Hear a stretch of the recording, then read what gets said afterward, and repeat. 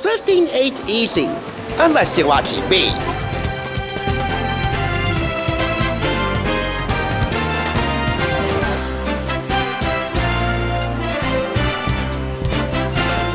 Good morning! Welcome to the Thrift Store Rundown, where as always, we bring Hollywood home on a budget. However, on this day, as we've done in years past, it's incumbent upon me to bring a piece of New York home on a budget in its darkest and finest hour. I honestly don't need to tell you what happened 24 years ago today, September 11th, 2001, in New York City at the Twin Towers at the World Trade Center, in Shanksville, Pennsylvania, which was originally planned to be the White House, and of course, at the Pentagon in Washington, D.C., which has now been renamed the Department of War. Whatever, Trump. A lot of death, nearly 3,000 people killed, a lot of destruction, a lot of devastation. It certainly made a major dent in our American spirit. But only temporarily. Over time, our American spirit healed itself as we leaped into action, going to Afghanistan and Iraq to find and track down the Taliban and Osama bin Laden and make them pay for what they did. Mission accomplished, while at the same time offering support and love and encouragement to the families of those who perished, the thousands and thousands of them. Mission kind of accomplished, but it's ongoing, meaning forever. So every year on this day, I want to pay my respects to what happened that day and the people who died and the first responders and the military and the armed forces who all leaped into action. But we also want to provide an escape from the doldrums. And so, this double issue of People Weekly, People Magazine, featuring the 25 most intriguing people of 2001, these 8 included, should do just that. It was picked up for $1.99 from Home-Base Unique Thrift Store in Patterson, and we will pay our respects to 9/11 and the people who survived it, and the folks who did it, while also at the same time providing some childhood escapes. Universal Studios theme parks, which include Universal Orlando Resort. I mean, if you don't consider this an escape, well, the only other options would be Walt Disney World or Disneyland in Orlando, Florida, and Anaheim, California, respectively. But considering how Universal Orlando is much more diverse in its branded entertainment and a lot more edgier than Walt Disney World and Disneyland, these should be considered the ultimate escapes, and I just wanted to highlight them quickly. Next up, America, a Tribute to Heroes. I assume you were among the 89 million people who watched the Emmy Award-winning fundraising musical telethon with fundraising tributes and musical tributes by Bruce Springsteen, Tom Petty, Limp Bizkit, Dave Matthews, Mariah Carey, Sheryl Crow, Celine Dion, the works. It was released on VHS, DVD, and in a 2-CD set, 12/4/01, for the benefit of the September 11th Telethon Fund. A multi-network venture that paid off big time. Next up, Fear Factor is back for more, much more. Another childhood escape of mine, cooler stunts, wilder dares, more out there than ever. Fear Factor, Monday, January 7th on NBC, hosted by Joe Rogan. I adored Fear Factor. I adored Joe Rogan back then. Nowadays, not anymore for Joe. But I still love Fear Factor. We've done a couple of videos on them. Rest assured, they will be back for more. Much more. That is, if fear isn't a factor for you. On to the 25 most intriguing people of 2001.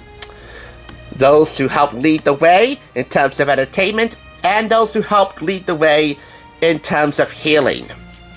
And for healing, and for justice and security, we have everybody's president, George W. Bush. And Mayor Rudy Giuliani, setting the new standard of leadership. Bush at the time may not have been considered America's favorite president before this, and Giuliani may not have been considered New York's favorite mayor before 9/11.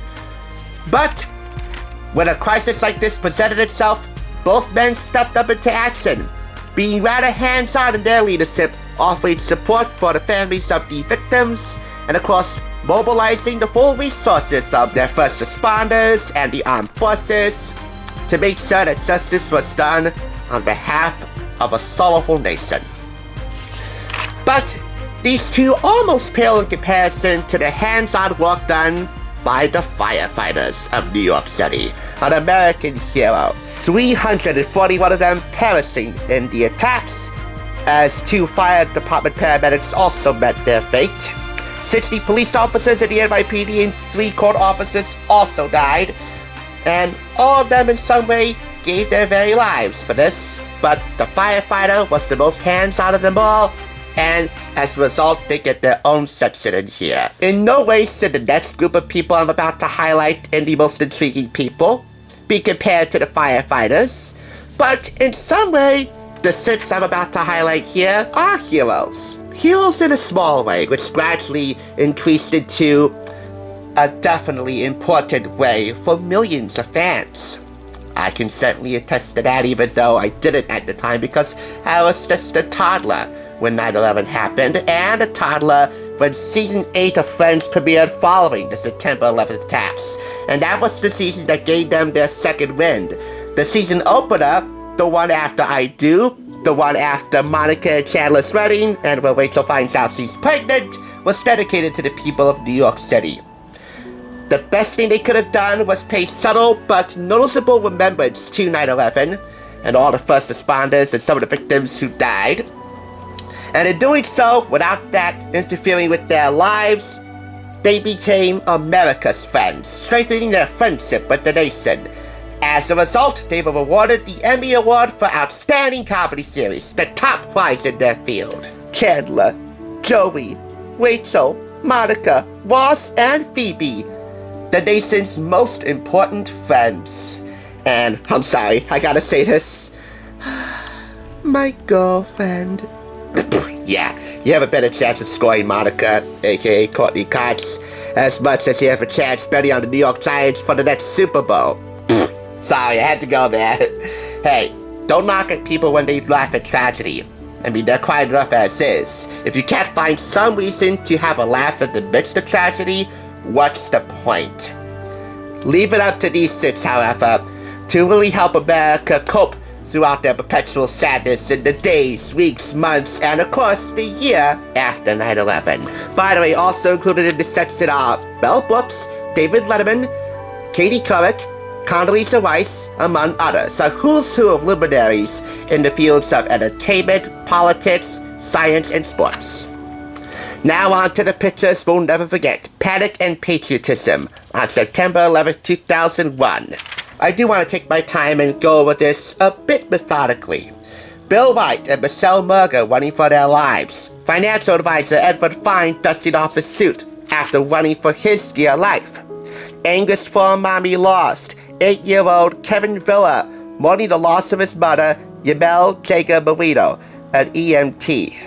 A future denied for Rachel Uchikal, who lost her fiancé Andy O'Grady. A sign of hope. Photographer Thomas E. Franklin of our very own The Record newspaper taking this photo of 3 firefighters, George Johnson, Dan McWilliams, and Billy Eisengrind, lifting an American flag amidst the rubble of the Twin Towers. And Young Glory. This 3-year-old girl, Alana Molosky, waving an American flag. This photo making the rounds on 60 Minutes 2, Inside Edition, and Newsweek. Young Glory. The littlest American patriots. Now you know me. I always get a kick out of reading these full-page movie or TV show posters that have credit billings. This one, meeting in the middle ground, a TV movie, Uprising, a true story of odd resistance to Nazi terror, with the likes of Lily Sobieski, David Schwimmer, Hank Azaria, Donald Sutherland, and John Voight, plus Stephen Moyer and Carrie Ells. On video cassette and DVD. No matter how dark or light the subject is, I always like seeing these one-page movie ads. Finally, in the breakthrough section, with Anne Robinson and the weakest link topping that section, also including Anne Hathaway, Alicia Keys, and Jennifer Garner of Alias. Hello, Cindy. We have here SpongeBob SquarePants.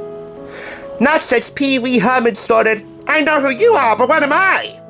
Has there been a nerdier Saturday morning phenom than SpongeBob? SpongeBob SquarePants, the face of eternal optimism for children the world over.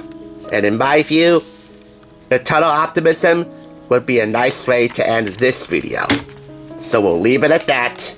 And I will award this on account of SpongeBob and friends, and the probable emotions you might find if you know any of the people in this particular section. All told, oh yes, the full-on 5 out of 5. To quote Tom Snyder of The Late Late Show on CBS, "To all who fought this war, thank you for saving the world." That would apply to the first responders and the armed forces who leaped into action to ensure justice and security and healing.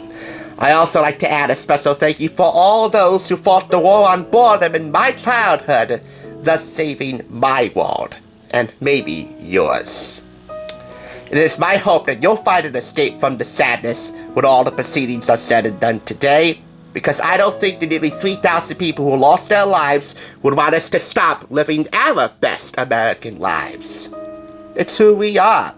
We keep on going and shouting, "I'm ready, I'm ready, I'm ready, I'm ready," to keep making America strong, healthy, and beautiful. Have a great anniversary. Thank you guys so much for watching.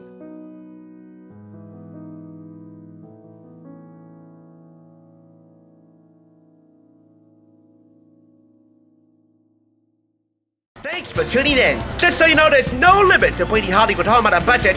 Please go ahead and check out another awesome review like this one by clicking here, and make sure you subscribe by clicking here. Until next time, I'll catch you, as I always do, on the flip side.